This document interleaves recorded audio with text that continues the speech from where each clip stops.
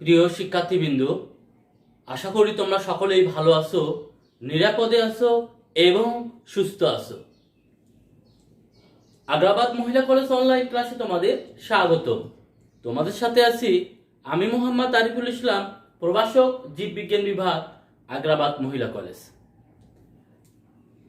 আজকে আমরা জীববিজ্ঞান প্রথম পত্র অর্থাৎ উদ্ভিদ বিজ্ঞান থেকে অধ্যায় 6 ব্রায়োফাইট টেরিডোফাইট থেকে আলোচনা করব।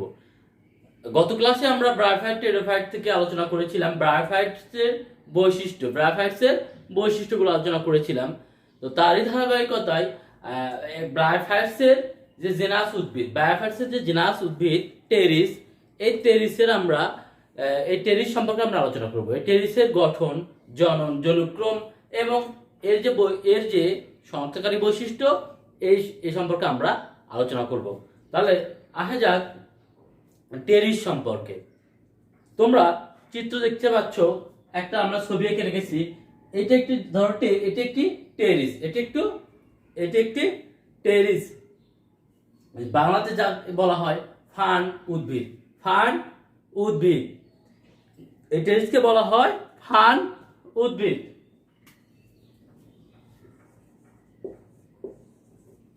ফার্ন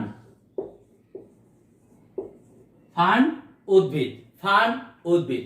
একে আবার ঢেকি শাক নামেও পরিচিত। এটি ঢেকি শাক নামে পরিচিত। এটি সাধারণত স্যাঁতসেঁতে দেয়ালের প্রাচীরের গায়ে এর কি জন্মে থাকে।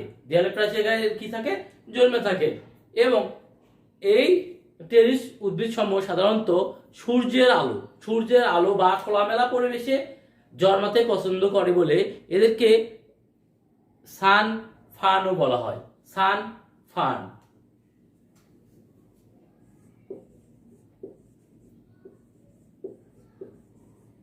টেরিসকে বলা হয় সান ফার্ন। তো এই টেরিসের প্রায় টেরিস গণের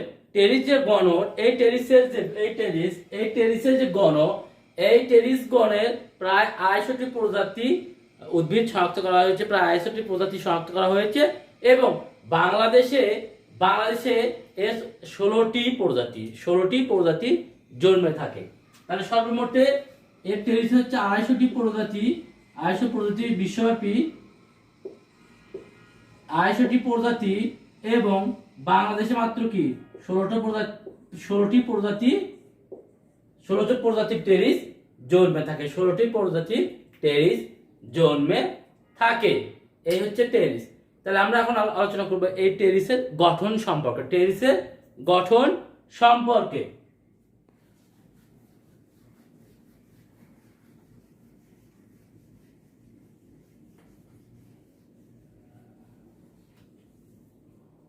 টেরিসের গঠন, তো তোমরা দেখতে পাচ্ছ এই টেরিসটি, এটি একটি স্পোরোফাইট উদ্ভিদ। অর্থাৎ এটি ডিপ্লয়েড ধরনের ক্রোমোজোম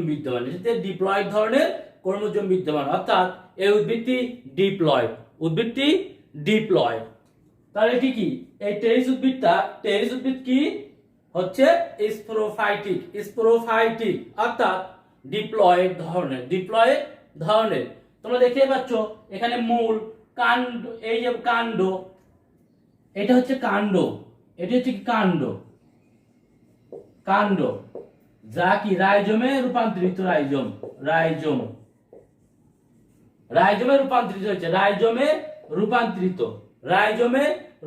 কাণ্ড কি ভূনিম্নস্থ রাইজোমে রূপান্তরিত। অর্থাৎ এই কাণ্ডটি প্রায় জমির নিচে বা ভূমির নিচে, যে মাটির নিচে থাকে, এদের বলা হচ্ছে ভূনিম্নস্থ কাণ্ডকে বলা হচ্ছে রাইজোম। তো এই স্পোরোফাইটিক মূল, কাণ্ড এবং পাতা, এটা একটি যৌগিক পত্র।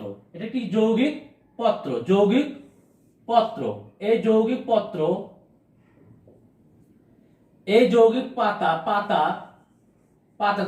এটা কি যৌগিক পাতা। পাতা কি যৌগিক? এই পাতাকে বলা হচ্ছে ফ্রন্ট। ফ্রন্ট, এই পাতাকে বলা হচ্ছে ফ্রন্ট। পাতাকে বলা হচ্ছে কি? ফ্রন্ট। অর্থাৎ এই টেরিসের যে পাতা, এটি একটি যৌগিক পাতা। এই পাতাকে বলা হচ্ছে ফ্রন্ট। পাতাকে বলা হচ্ছে ফ্রন্ট। ফ্রন্ট, তো পাতাকে বলা হচ্ছে ফ্রন্ট। তো সুতরাং এটি এটি হচ্ছে দেখতে সবুজ ধরনের। এটি দেখতে কি ধরনের? সবুজ। এটি দেখতে সবুজ ধরনের এবং এর পাতাগুলো যৌগিক আমরা বলেছি, এবং এই ফার্নের পাতাগুলোকে বলা হয় ফ্রন্ট। এছাড়াও এখানে এই যে মুকুল অবস্থায় এই পাতাগুলো কিভাবে থাকবে তাকে বলা হচ্ছে ভার্নেশন। মুকুল অবস্থায় পাতাগুলো কিভাবে অবস্থান করবে তাকে বলা হচ্ছে ভার্নেশন। আর যেহেতু এখানে এই এই মুকুলের পাতাগুলো কি বা কচি পাতাগুলো কুণ্ডলিত অবস্থায় থাকে, মুকুল অবস্থায় এই পাতাগুলো কুণ্ডলিত অবস্থায় থাকে বলে এদেরকে বলা হয় সারসিনেট ভার্নেশন। সারসিনেট ভার্নেশন। সারসিনেট ভার্নেশন। সারসিনেট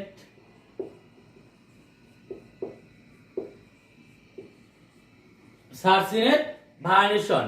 যেহেতু পাতাগুলো মুকুল অবস্থায় থাকে, মুকুল অবস্থায় কুণ্ডলিত থাকে, এজন্য বলা হচ্ছে সারসিনেট ভার্নেশন। এবং এই পাতার যে প্রতিটি খণ্ডকে বলা হচ্ছে পিনা। প্রতিটি খণ্ডকে বলা হচ্ছে কি? পিনা। পাতার প্রতিটি খণ্ডকে বলা হচ্ছে পিনা। পাতার প্রতিটি খণ্ডকে বলা হচ্ছে কি? পিনা। এবং এর মধ্যে যে মধ্যবর্তী শিরা থাকে, এই শিরাকে বলা হচ্ছে র্যাকিস। র্যাকিস। র্যাকিস, এই শিরাকে বলা হচ্ছে কি? র্যাকিস। এবং এই যৌগিক পাতার নিচে একটি শল্ক থাকে। শল্ক, এগুলো কি? শল্ক। এগুলো শল্ক। এই শল্কগুলোকে বলা হচ্ছে র্যামেন্টাম। র্যামেন্টাম।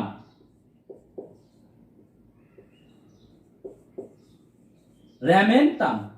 এই শল্কগুলোকে বলা হচ্ছে র্যামেন্টাম। অর্থাৎ এই র্যাকিসের গায়ে ছোট ছোট শল্ক বিদ্যমান, এই শল্কগুলোকে বলা হচ্ছে র্যামেন্টাম। এই শল্ক বলা হচ্ছে কি? র্যামেন্টাল। এবং এই যে এই পত্রগুলোর নিম্ন স্থলে অর্থাৎ এই পত্র যে নিম্নতল, এই নিম্নতলে উৎপন্ন হয় কি? স্পোরাঞ্জিয়াম বা সোরাস। স্পোরাঞ্জিয়াম বা সোরাই। স্পোরাঞ্জিয়াম বা সোরাই উৎপন্ন হয় কোথায়? পাতার নিম্নতলে। এই হলো কি? এর যে বাহ্যিক গঠন, এর যে একটি বাহ্যিক গঠন। তাহলে আমরা বলতে পারি যে এই উদ্ভিদটি কি? এগুলো হচ্ছে কি? এটা হচ্ছে কাণ্ড, মূল। এগুলো কি? মূল। এটা রাইজোম। এই রাইজোম কাণ্ড রূপান্তরিত রাইজোম। এই রাইজোমটি পরবর্তী রাইজোম থেকে গুচ্ছাকারে মূল বের হয়েছে। তাহলে আমরা বলতে পারি যে এটি ফার্নের যে উদ্ভিদ, এই ফার্ন উদ্ভিদটি হচ্ছে একটি স্পোরোফাইটিক উদ্ভিদ। এই টেরিস উদ্ভিদ একটি স্পোরোফাইটিক উদ্ভিদ এবং এই স্পোরোফাইটিক উদ্ভিদ হচ্ছে মূল কাণ্ড পাতায় বিভক্ত। এর যে পাতাটি কি? যৌগিক পাতা। এর পাতা কি? যৌগিক পাতা। এবং ফার্নের এই পাতাগুলোকে বলা হচ্ছে ফ্রন্ট। এর ফ্রন্টের প্রতিটি অংশ বা পাতার প্রতিটি অংশকে বলা হচ্ছে পিনা। এই পাতার প্রতিটি অংশকে বলা হচ্ছে পিনা। পাতার প্রতিটি অংশকে খণ্ডকে বলা হচ্ছে পিনা। এবং পাতার মধ্যবর্তী যে শিরা আছে, এই শিরাকে বলা হচ্ছে র্যাকিস। এই শিরাকে বলা হচ্ছে র্যাকিস। এবং এই র্যাকিসের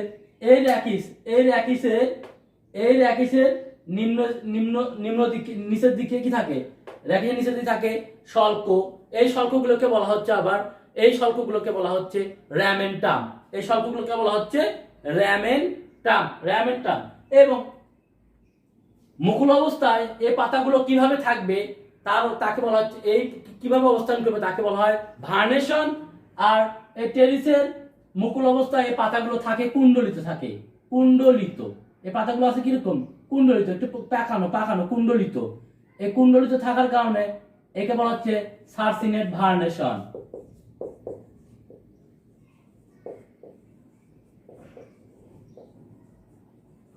সারসিনেট ভার্নেশন।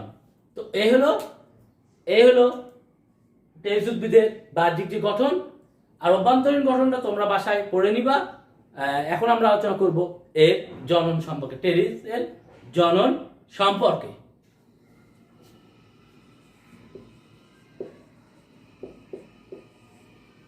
টেরিস উদ্ভিদ অঙ্গজনন, অযৌন জনন এবং যৌন জনন এই তিনটি প্রক্রিয়ার মাধ্যমে বংশবৃদ্ধি করে থাকে।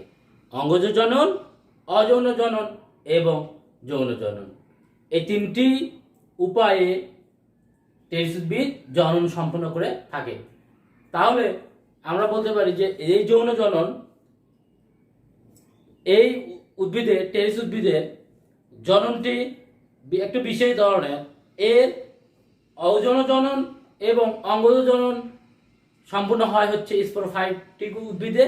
আমরা যে চিত্রটি আগে দেখলাম, এই উদ্ভিদে স্পোরোফাইটিক, এই স্পোরোফাইটিক এই যে উদ্ভিদ, এই উদ্ভিদের মাধ্যমে অঙ্গজ জনন এবং অযৌন জনন সম্পূর্ণ করে। আর যৌন জনন সম্পূর্ণ করে গ্যামেটোফাইট দেহতে।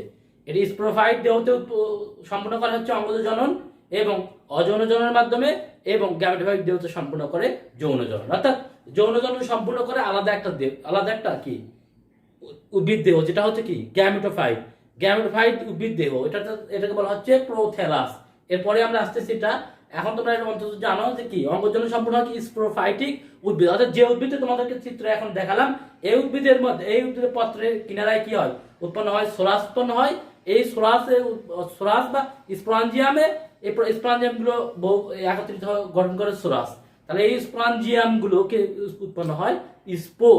এই স্পোর আবার কি হ্যাপ্লয়েড ধরনের স্পোর উৎপন্ন করে। অর্থাৎ স্পোরোফাইটিক উদ্ভিদে অঙ্গজনন ও অযৌন জননের মাধ্যমে বংশবৃদ্ধি করে থাকে। তার প্রথমে আসি আমরা অঙ্গজ জনন।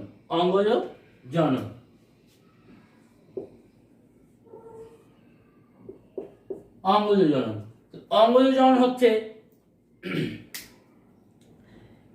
টেরিস উদ্ভিদের রাইজোমের অংশবিশেষ মরে গেলে কি হয়, এর শাখা প্রশাখাগুলো, যখন এর অংশবিশেষগুলো মরে যাবে তখন এর শাখা প্রশাখাগুলো বিচ্ছিন্ন হয়ে যায়। এই শাখা প্রশাখাগুলো যখন বিচ্ছিন্ন হয়ে যায় তখন এই শাখা প্রশাখাগুলো থেকে আবার কি নতুন এগুলো অঙ্কুরিত হয়ে আবার নতুন টেরিস গঠন করে। অর্থাৎ এই শাখাগুলো থেকে নতুন মূল এবং পাতা সৃষ্টি হয় এবং ফলে নতুন টেরিস উদ্ভিদ গঠন করে। এরপর আসি আমরা অযৌন জনন।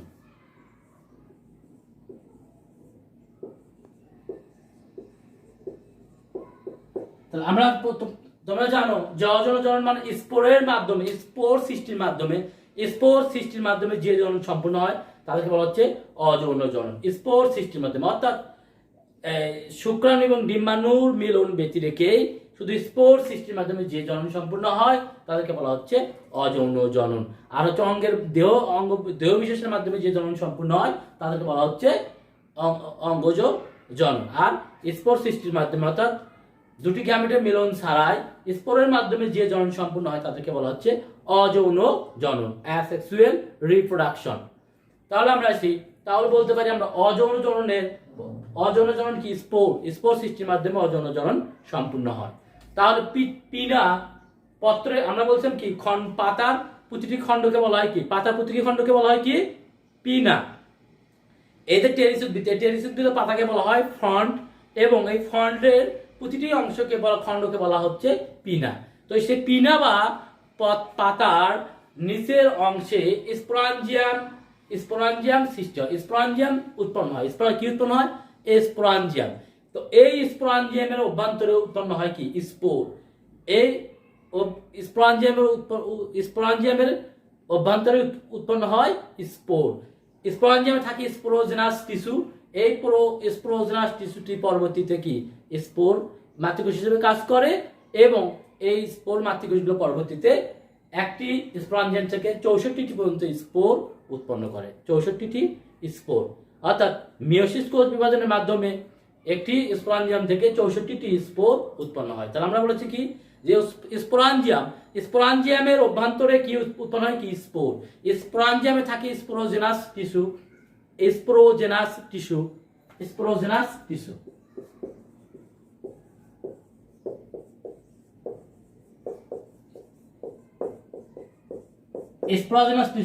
এই স্পোরোজেনাস টিস্যু পরবর্তীতে স্পোর মাতৃকোষ হিসেবে কাজ করে। স্পোর মাতৃকোষ। এই স্পোর মাতৃকোষ পরবর্তীতে মেয়োসিস কোষ বিভাজন মেয়োসিস কোষ বিভাজন প্রক্রিয়ায় বিভাজিত হয়ে 64টি স্পোর উৎপন্ন করে। এই স্পোরগুলো সাধারণত হয়, স্পোরগুলো কি হয়? হ্যাপ্লয়েড। স্পোরগুলো হয় হচ্ছে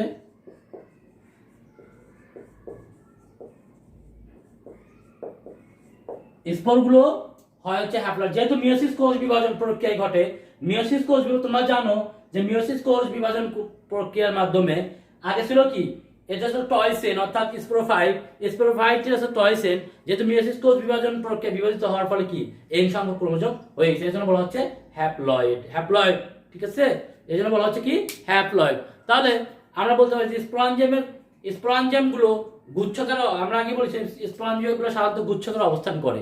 এই গুচ্ছাকারে অবস্থান করে বলে এদেরকে বলা হচ্ছে সোরাস। এবং এই স্পোরাঞ্জিয়াম তিনটি অংশ নিয়ে গঠিত। স্পোরাঞ্জিয়াম তিনটি অংশ নিয়ে গঠিত: অ্যানুলাস, স্টোমিয়াম এবং বৃন্ত। অ্যানুলাস, স্টোমিয়াম এবং বৃন্ত। তোমাদের সময় সংক্ষেপের কারণে আমি এগুলো ক্লাসগুলো কি একটু টেনে নিয়ে যাচ্ছি, কারণ তোমাদের সামনের পরীক্ষা, সুতরাং তোমাদের আমরা যতদূর পারি যেগুলো ইম্পর্টেন্ট কোশ্চেনগুলো অবশ্যই ভালোভাবে পড়ানোর জন্য, এই জন্য এগুলো ক্লাসগুলো আমরা একটু টেনে নিয়ে যাচ্ছি। তো যাই হোক, স্পোরাঞ্জিয়ামে সাধারণত তিনটি অংশ নিয়ে গঠিত।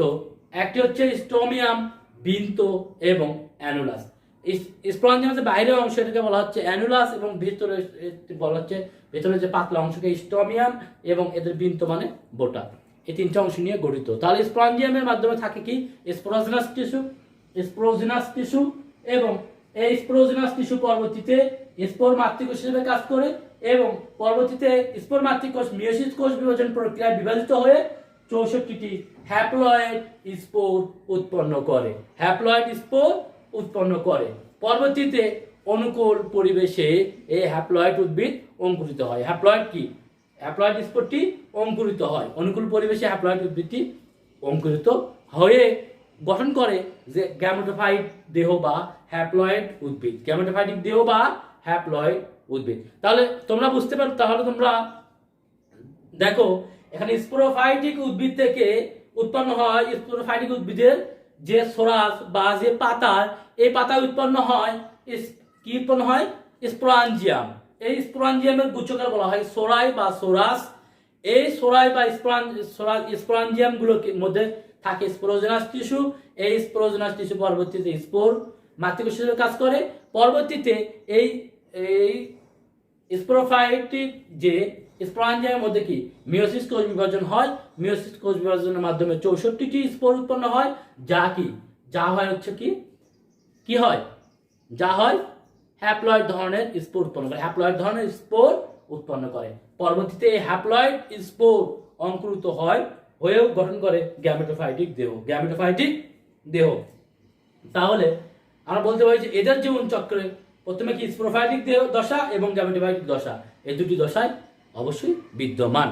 তো এখন আমরা আসবো যে গ্যামেটোফাইটিক দশা সম্পর্কে এখন আমরা আলোচনা করব।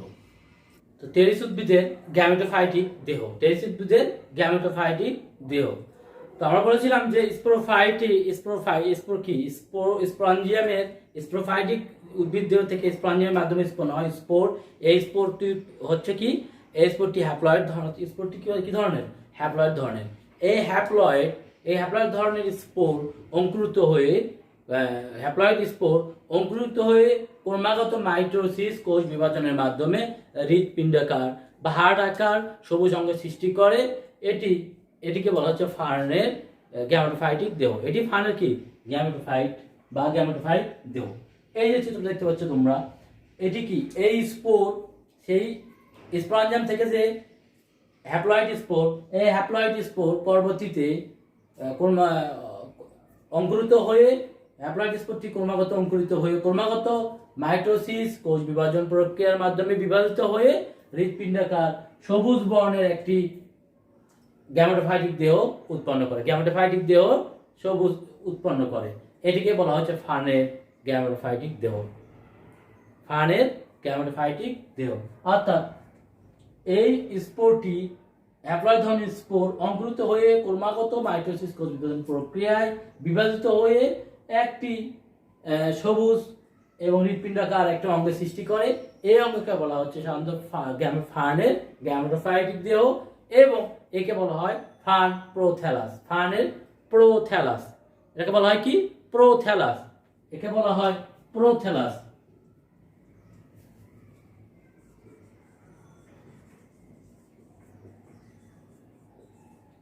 এটা এই দেহকে বলা হচ্ছে ফার্ন প্রোথ্যালাস। ফার্ন প্রোথ্যালাস, তাহলে একে বলা হচ্ছে কি? প্রোথ্যালাস। এটাকে বলা হচ্ছে কি? প্রোথ্যালাস। তো এই প্রোথ্যালাসের যে নিচের অংশ, এই প্রোথ্যালাসের যে নিচের অংশ, এই নিচের অংশে থাকে কি? রাইজয়েড। এই নিচের অংশে তোমরা দেখতে পাচ্ছ কি? রাইজয়েড। এই অংশকে যে নিচের অংশ দেখতে পাচ্ছ রাইজয়েড, রাইজয়েড। এবং অগ্রস্ত অঞ্চলে একটি খাস বিদ্যমান, এটা বলা হচ্ছে অগ্রস্ত খাস। অগ্রস্ত খাস একটা কি? নিচের দিকে এই প্রোথ্যালাসের নিচের দিকে একটা নিচের দিকে রাইজয়েড, নিচের অংশ থেকে দেখা যায় কি? রাইজয়েড। এই রাইজয়েড গুলো সাধারণত এই উদ্ভিদ থেকে মাটির সাথে আটকে, মাটি বা অন্যান্য বস্তুর সাথে আটকে রাখতে সহায়তা করে এবং খাদ্য রসের যোগান দেয়, খাদ্য রসের যোগান দেয়। এবং উপরের দিকে একটি খাস বিদ্যমান, উপরের অংশের দিকে একটি খাস বিদ্যমান, এই খাসকে বলা হয় অগ্রস্ত খাস। এই খাসকে বলা হয় অগ্রস্ত খাস। এই প্রোথ্যালাসটি কিন্তু উভলিঙ্গ।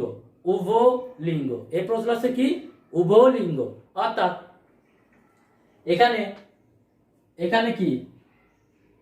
পুংজননাঙ্গ এবং স্ত্রী জননাঙ্গ উভয়ই উপস্থিত। পুংজননাঙ্গ এবং স্ত্রী জননাঙ্গ উভয় উপস্থিত, এজন্যকে বলা হচ্ছে উভলিঙ্গ। অর্থাৎ এই গ্যামেটোফাইটিক দেহ থেকে পুংজননাঙ্গ অ্যান্থিরিডিয়াম এবং স্ত্রী জননাঙ্গ আর্কিগোনিয়াম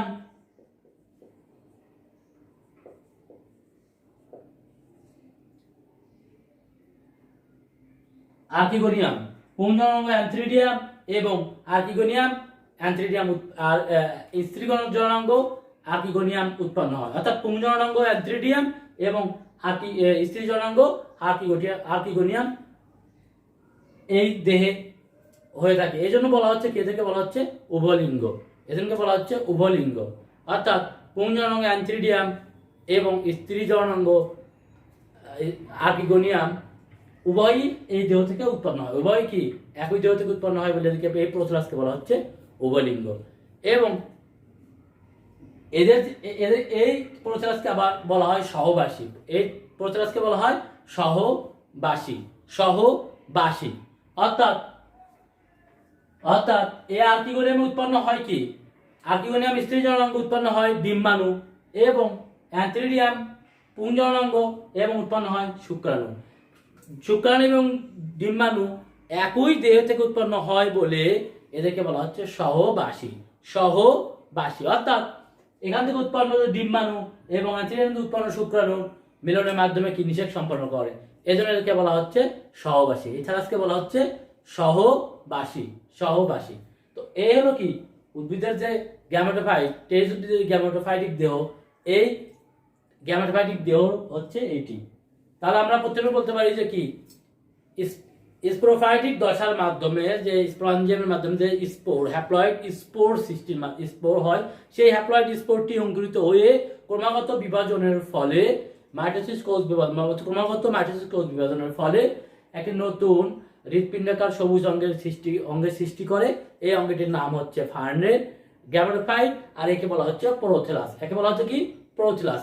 এই প্রোথ্যালাসের উপরের যে অংশ সেই অংশে থাকে হচ্ছে একটি অগ্রস্ত খাস এবং নিচের যে অংশ, সেই নিচের অংশে থাকে রাইজয়েড।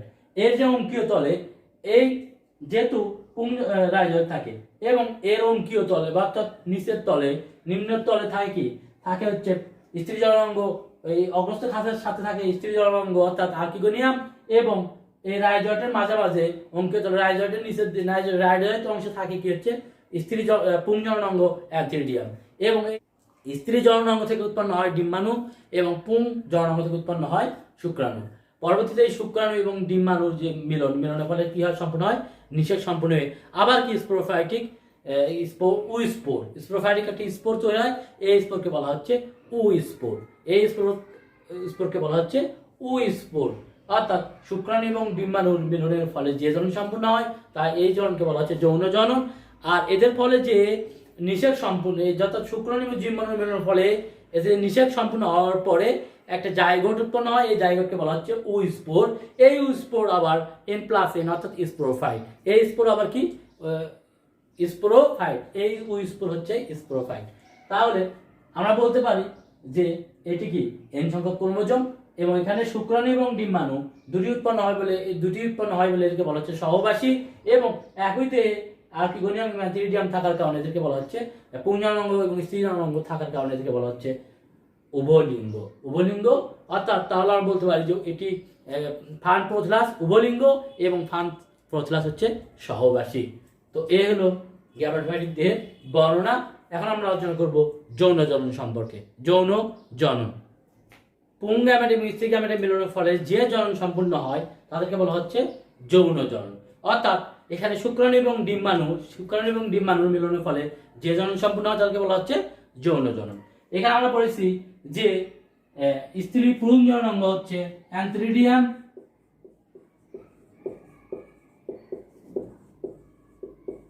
এবং স্ত্রী জননাঙ্গ পড়েছিলাম আর্কিগোনিয়াম।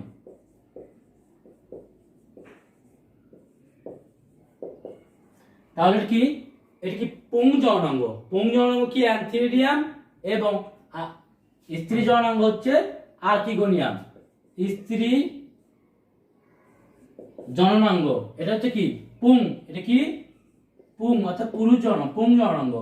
এই অ্যান্থিরিডিয়াম এবং আর্কিগোনিয়াম এই অ্যান্থিরিডিয়াম থেকে উৎপন্ন হয়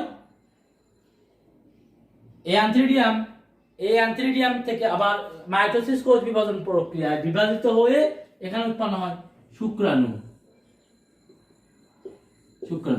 আর এই আর্কিগোনিয়াম এটি হচ্ছে কি ফ্লাক্স আকৃতি এবং এটি গ্রীবা কোষ নিয়ে গঠিত।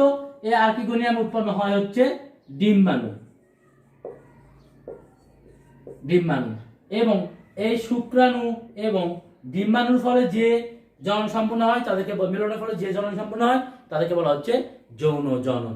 তাহলে আমরা বলতে পারি এই শুক্রাণু এবং ডিম্বাণুর ফলে নিষেক সম্পূর্ণ হয়। এই শুক্রাণু ডিম্বাণু মিলনের ফলে কি সম্পূর্ণ হয়? নিষেকের ফলে এটা নিষেক কি ডিম্বাণু N+N অর্থাৎ টয়েসেন। নিষেকের ফলে কি আবার কি হ্যাপ্লয়েড দশা থেকে আবার ডিপ্লয়েড দশা উৎপত্তি করে। এই নিষেকের পরে উৎপন্ন হয় স্পোর।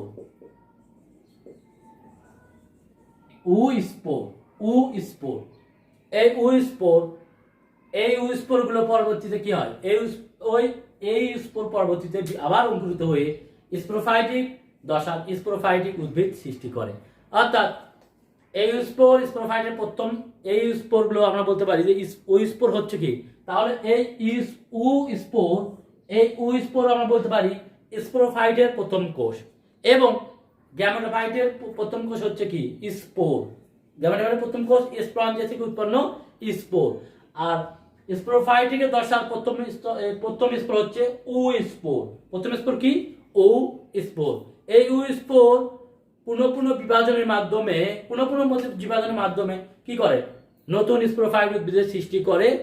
এই নতুন স্পোরোফাইটের উদ্ভিদ জন্ম হয় এবং এইখানে যে আগে আমরা দেখেছিলাম যে গ্যামেটোফাইট দেহতে যে গ্যামেট, সেই গ্যামেটটা কি হয়, সেই গ্যামেটোফাইট দেহতে যে প্রোথলাস, এই প্রোথলাসে পরবর্তীতে শুকিয়ে নষ্ট হয়ে যায় এবং পরবর্তীতে এই যে স্পোর অঙ্কুরিত হয়ে একটি নতুন পূর্ণাঙ্গ টেরিস উদ্ভিদ গঠন করে।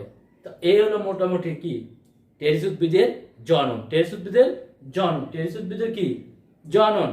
তাহলে আমরা বলতে পারি প্রথমে হচ্ছে স্পোরোফাইটিক যে উদ্ভিদ, এই স্পোরোফাইটিক উদ্ভিদ থেকে প্রথমে কি আমরা অযৌন জনন বলেছিলাম। অযৌন জনন উৎপন্ন হয় স্পোর। এই স্পোরটি হয় হচ্ছে হ্যাপ্লয়েড ধরনের। এই হ্যাপ্লয়েড ধরনের স্পোর পরবর্তীতে অঙ্কুরিত হয়ে গঠন করে গ্যামেটোফাইট দেহ বা হৃৎপিণ্ডকার একটা কি প্রোথেলাস, এটাকে বলা হয় গ্যামেটোফাইট দেহ। এই গ্যামেটোফাইট দেহ উৎপন্ন হয় আর্কিগোনিয়াম এবং অ্যান্থ্রিডিয়াম। আর্কিগোনিয়াম উৎপন্ন হয় ডিম্বাণু এবং অ্যান্থ্রিডিয়াম উৎপন্ন হয় শুক্রাণু। এই শুক্রাণু এবং ডিম্বাণুর মিলনের ফলে সম্পূর্ণ হয় নিষেক সম্পূর্ণ হয়। নিষেকের ফলে উৎপন্ন হয় স্পোর, অর্থাৎ স্পোরোফাইটিক দশার প্রথম স্পোর হচ্ছে কি স্পোর। এই স্পোর অঙ্কুরিত হয়ে নতুন স্পোরোফাইট টেরিস উদ্ভিদ গঠন করে। এই হলো জনন। অর্থাৎ আজকে আমরা আলোচনা করলাম টেরিসের গঠন এবং জনন সম্পর্কে আলোচনা করলাম। তোমরা অবশ্যই টেরিসের যে গ্যামেটোফাইটিক দশা বা ফান্ড প্রোথ্রাস, এই প্রোথ্রাসটা খুব ভালোভাবে পড়বা এবং এই ফান্ড প্রোথ্রাসের চিত্র তোমরা বাড়ির কাজ হিসেবে থাকবে, তোমরা অঙ্কন করে কমেন্ট বক্সে অবশ্যই জানাবা। তো ভালো থাকো, সুস্থ থাকো এবং নিরাপদে থাকো। ধন্যবাদ সবাইকে।